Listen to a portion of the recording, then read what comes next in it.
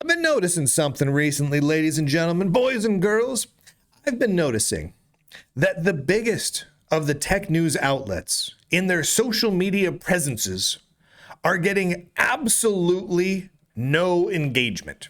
Just none. Just totally dead, meaning they struggle to get one person to click that like button. They struggle to get more than just a couple of views here and there.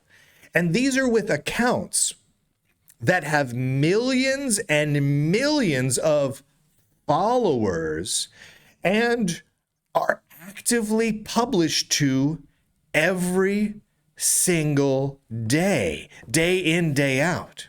I want to point a few things out to you guys because this is really interesting. It makes you question whether or not the mainstream tech news out there, the big tech news, is actually really alive and kicking at all. Is anyone paying attention to them whatsoever? What? For example, here's ZDNet with how many views does ZDNet have? So ZDNet has 456,000 followers. These are over on X, and they struggle, and I mean really struggle, to get even one person to click a like button. One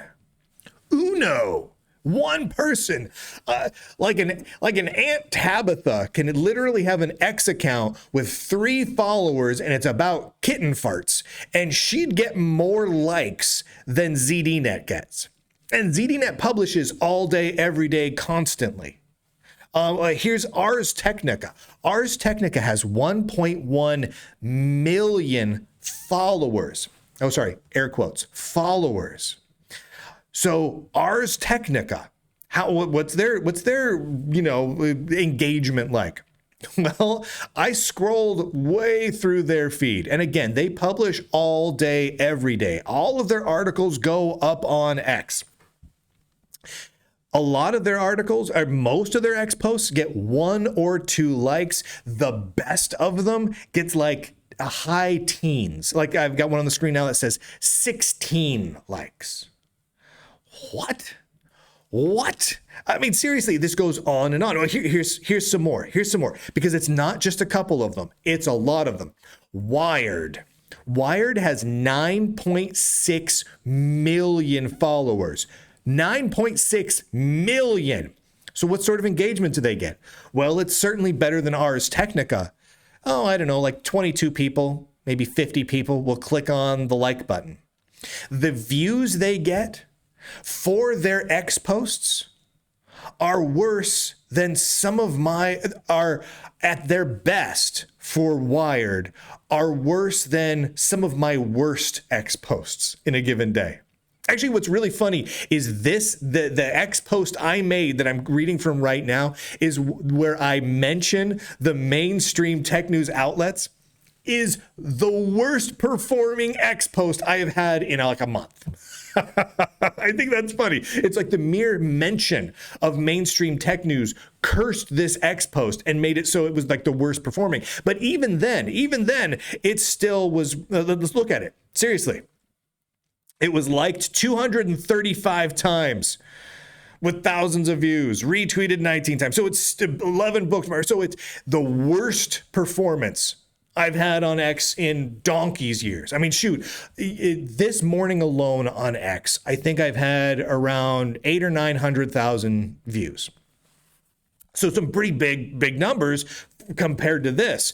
But the largest tech news sites like Wired struggle to get, over maybe 24 likes with 9.6 million views. How about Gizmodo? Gizmodo with 2.6 million followers. Nothing. Literally no one clicks the like button.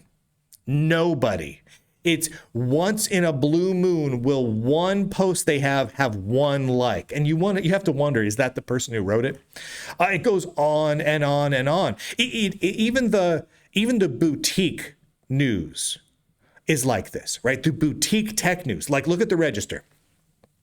The Register has over 100 1,000 followers on X, and they post on X all day, every day. I scrolled down and I was looking for good numbers for these guys. I wasn't just grabbing the latest ones. You'll notice the posts I was all grabbing are all roughly a day or 2 days old. Like I wanted to give their posts time to have someone click a like button on them. The register with 100,000 followers struggles to get one person to click the like button. Now, based on the individuals that clicked the retweet buttons, because you can kind of look into that a little bit more, my guess is they clicked the like buttons too. It's the writers of the articles that are liking and retweeting the register articles. It is very, very, very rare that a register article goes beyond that. It's wild. It's wild. How to Geek. Again, a boutique, more tech site, 62,000 followers, same deal. Really hard to find even one person that goes, I liked that. Not one. Now let's compare that. Let's compare it, okay? The Lunduke Journal has 17,000 followers. Little more than that now. I think I'm up to about 18,000 or getting close to it. But so let's say 17,000. So what I was at when I wrote this. It's jumped a little bit. But so 17,000 followers, okay? The average view that comes in is, to get several hundred likes, and the views are all over the map. Sometimes it'll be 5,000, 6,000 views. Sometimes it'll be 100,000 views. Sometimes it'll get more towards 1 million views. Or I'm just doing here. I'll show you in a moment. But it's crazy how that can happen with only 17,000 views. Wired has over 500 times the number of followers as the Lunduke Journal. But despite that, the Lunduke Journal is outperforming Wired by at least 10 times in views and 50 times in likes. And that is when comparing Wired on their best day of the last month and the Lunduke Journal on the worst day of the last month, right? To give them the best chance, the Lunduke Journal still has 10 to 50 times better performance, despite Wired having 500 times the followers. The worst performing post from the Lunduke Journal is outperforming the best performing posts from the big tech news outlets by a ton. But it's more ridiculous than that. I did some math here. If you combine together the posts from the top 10 tech news outlets, including Ars Technica, Wired, and the like, the Lunduke Journal gets more views and likes than all of them put together by several fold, week after week. Not as an outlier, not on one particular day, week after week after week after week. And that gap is growing.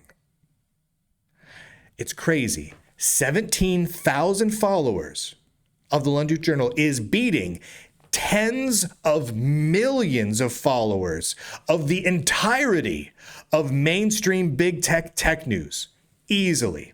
Now, here's the thing. That shouldn't be happening.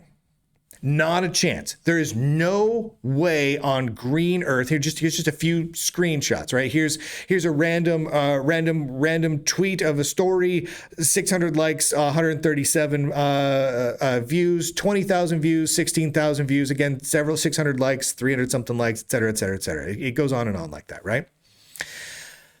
This isn't to say the Lunduke Journal is the fanciest thing since sliced bread. I'd love to think I am, but I'm not.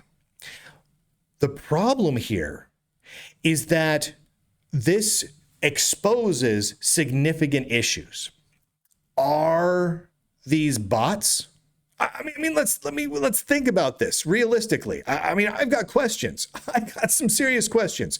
Are the followers of big tech news artificially inflated, right? Are they purchased follows? If so, they're purchased follows to an extreme degree, because if the follows of Wired held the same follower to view to like ratio that the Lunduke Journal receives, that means Wired should have roughly 50 to 100 followers at most. Total, like 100 followers. Like it should have basically nothing. So are we talking about artificial inflation here? Or are we seeing millions and millions of dead followers who simply no longer use X or care? I mean, that seems reasonable, but that would suggest, if that's the case, that would suggest that close to 100% of every X user who has ever specifically followed Wired and Ars Technica and the rest no longer use X. Ever. Not ever. Not under new accounts, never. 100%. I mean, statistically, it's not just, look at the numbers, it's not just 97.8%. It's not just 99%. It's statistically, numerically, 100%. That's crazy. If nobody is interested in what big tech news journalists have to say on X, how are these outlets faring elsewhere, including on their own websites? Now, I've talked with a couple of editors at a couple of tech news websites, which will remain nameless. Two of them are up above. We just talked about them. I won't say which ones. They had to know I was going to divulge a little bit. And they're struggling. They're not getting the views. They're having a hard time getting enough views to keep advertisers interested, which is why you'll notice if you go to Wired and Ars Technica and all these other sites and look through their posts on X and follow them to the articles on their website, you'll notice they all read like advertisements. Like, what's the new latest and greatest phone from Samsung? Uh-huh. Samsung is basically paying these companies, not just Samsung, but many other companies are paying Wired and Ars and all the other ones to write articles, which are really just ads. And even then, even with that blatant non-journalism, just pure advertisement, they're having a hard time paying the bills because their numbers are so low. It's crazy.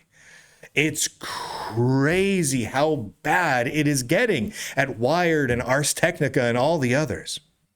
It's crazy.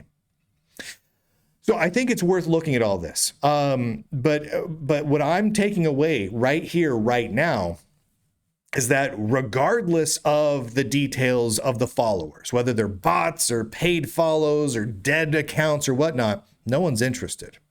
Regardless of those details, nobody is interested in any of these big tech news, even the boutique news, like the Register and the like.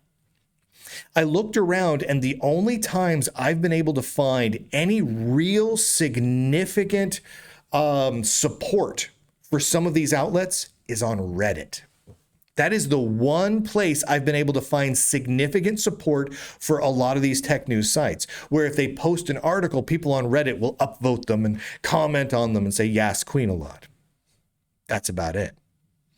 And, well, Reddit is kind of a weird, angry political cesspool and just does not drive the numbers that it once did towards articles. So if you're purely reliant on Reddit for your traffic, you're not going to be bringing in the money.